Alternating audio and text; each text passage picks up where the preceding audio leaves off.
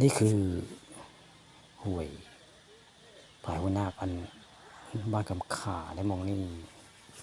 เป็นผายหัวหน้าโดพายน้ำล้นมองนี่วังปูตาได้มองนี่วังปูตาบ้านกำขา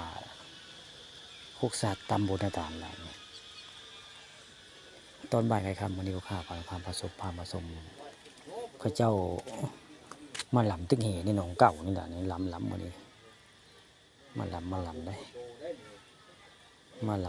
ำตึกเหว่าง่าย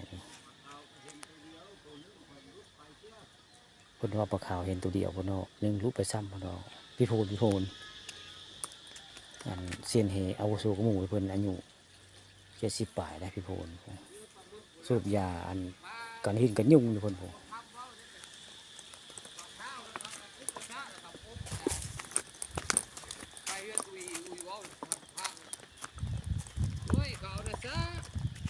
ซาไผ่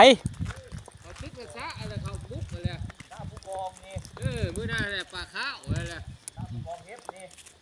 อบเลยไปเว้าเฮือนนะอบไปเอาจากใกล้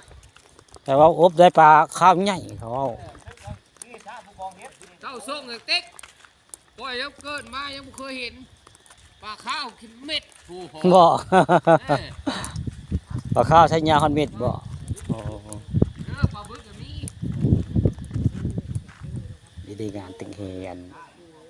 ห้วยมาคำขามาหลำแล้วเพื่อนเอาด่างกั้นไว้ผม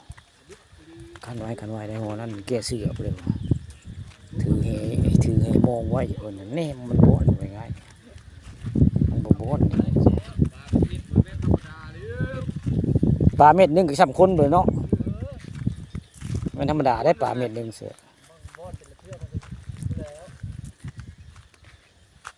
มันนี่พาข้าเจ้าพาไปเบิ่งข้าเจ้าตึ้งเหมันนี่ปลาโบราณเสียปีนี้ข้าเจ้ามือหลายเลยได้ข้าเจ้าตึกหึงแล้วไงมือหลายคนแล้วเรือเสือโน่นี่แหละงะนี่ก็ลำเหตึ้งเหบ้านหัวขับขาโคกสาบเหตุปกครองของผู้ใหญ่หมายแล้วนี่พี่โพนบนสูบยาอันไล่หินไล่ยุงอยู่เพิ่นพี่โพนคนบ้านบึงสาผู้ใดคนบ้านบึงสานาหลวงเพิ่นมาง่ายมาอยู่น้ำพุงสามัคคีใกล้ๆเลยบ้านโคกสาบละไม่แม่เดียวนี่ละ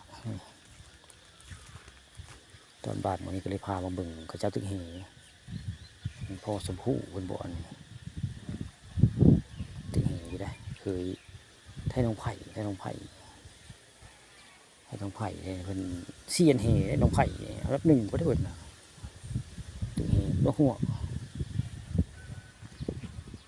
ผู้ขาสิบ่เป็นเซียนไปไหนเนาะเพราะว่าบ่มักปานใดตึกเหครับหักตึกของเขาอยู่บ่เป็นเซียนเจ้าอยากเซียนตึกของมื้อเด้อเจ้าผู้ขาตึกบ่เป็น